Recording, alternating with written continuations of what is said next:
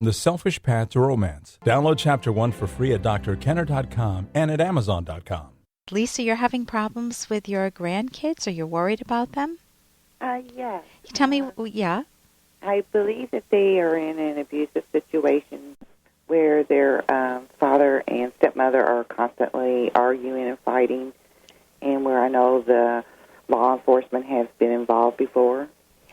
Okay, so when you say abusive, what are your facts? What do you know?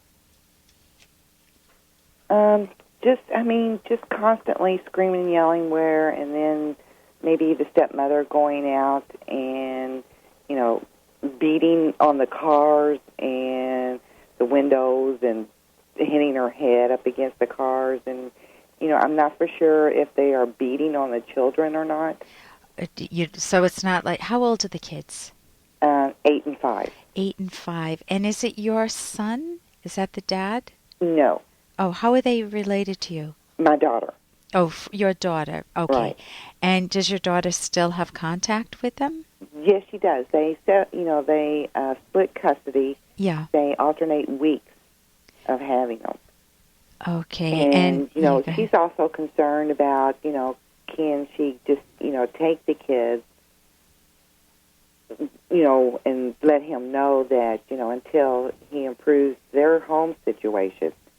So she needs to be able to build a case, though, and partly if the kids are 8 and 5, the 8-year-old can certainly talk. Is it a he or a she? It's a he. It's a he. If he feels comfortable talking, and that's really difficult. Is he someone that you're close? Are the two kids close to you? Yeah, they're very close with us. But they've also been warned by their father not to say anything to anybody about what's going on. How do you know that? They have said so. Okay, so they are starting to talk. Mm-hmm. So Dad's afraid of losing custody then? Well, I think, that he may know that could be a possibility. Yeah. But, I just don't think the situation there is, is safe. It is affecting them. It's affecting them in school. What's happening in school? Well, they're being very disruptive in school, which they weren't before. And they also are having nightmares at night and not being able to sleep. Yeah. One has even woke up in the middle of the night. They did say this, that he woke up in the middle of the night, put his sweatshirt on, put it over his head, and then went and laid on the couch and slept for a while. Because he heard them fighting, or because he was afraid for himself? Or see, I'm trying to figure out. Here, let me tell you what happens in abuse. Do you think it's physical abuse, not sexual? It's just physical? Or you don't even know? I do not believe it's sexual, no. Okay. With either type of abuse, usually... Hey, I got to interrupt this because we've got to pay some bills. 30 seconds, that's it. A very quick ad, and then Ellen will be back. Romance. Ugh, I wish guys knew more about what we want from a relationship. Boy, I wish I knew more about what I want. Where's that ad I saw? Here it is. The Selfish Path to Romance. A serious romance guidebook. Download Chapter 1 for free at selfishromance.com and buy it at amazon.com. The Selfish Path to Romance. That is interesting. With either type of abuse, usually the parent starts escalating. They might start calling names, and then they start hitting, and then they start or threatening first, and then it moves into hitting, and then they usually hit on parts of the body that are covered. So the kid, it doesn't show in school. The clothes cover those parts. And so if they're, at your house, if you see any bruises that are unexplained, or if they keep saying, well, I keep falling down the stairs, I'm clumsy, they may be covering up some abuse. So you want to be able to, number one, just open your eyes and see what's going on. Once the abuse happens, the hitting or the screaming, the yelling, of course, if we're talking about physical abuse, then the parents or the abuser, the perpetrator, has to get the children not to speak, not to talk about it. And so what type of methods would you get to get a kid to shut up?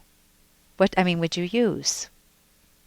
They either use bribes. Oh, we have a secret. We don't have to tell this to anyone else. I'll buy you that toy you've wanted. Right.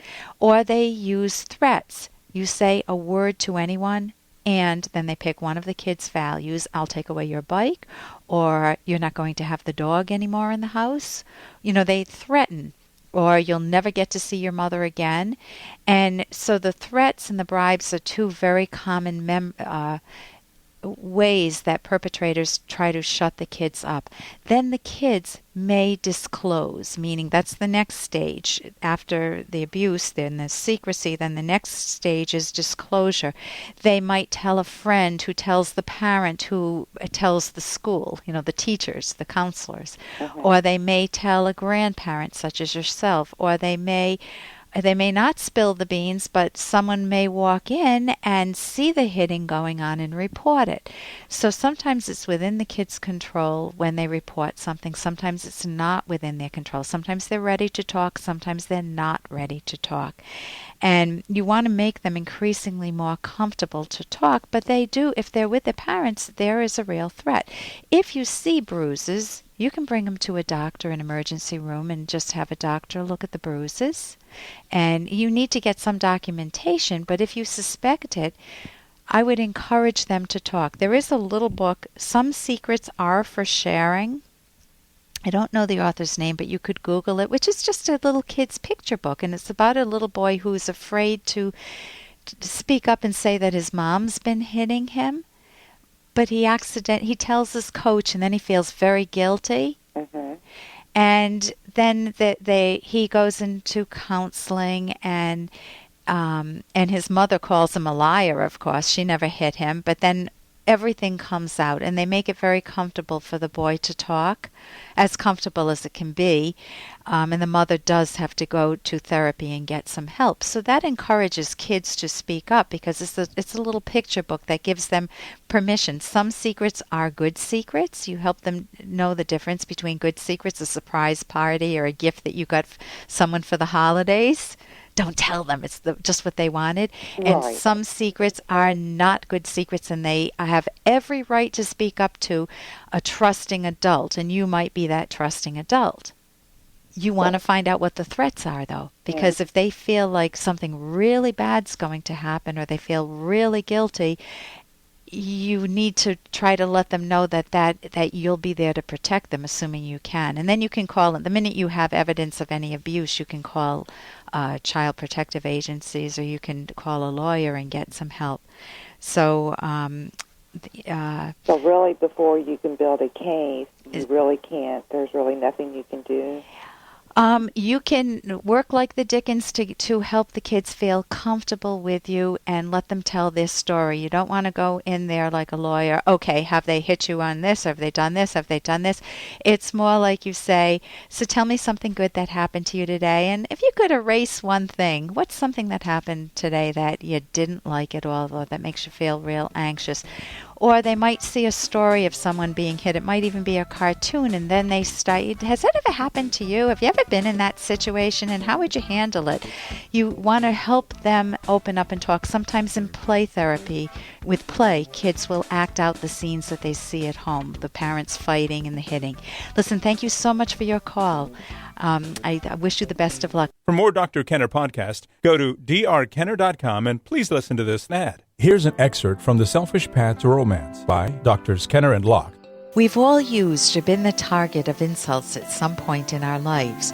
We're familiar with the sinking feelings and hurt that accompany such moments, not the warm closeness of soulmates, but the emotional turbulence of facing an adversary. We feel anger, hurt, guilt, frustration, helplessness, or hopelessness. We feel misunderstood, cast as a villain, accused of doing things we did not do, and of not doing things that we did do. In some relationships, this love-destroying cycle goes on for decades until death or divorce puts an end to it. When your partner, your best friend, has turned into an enemy, you both lose. Poor methods of communication are dysfunctional. They don't work even when the accusations are true. Download Chapter 1 for free at drkenner.com and buy it at amazon.com.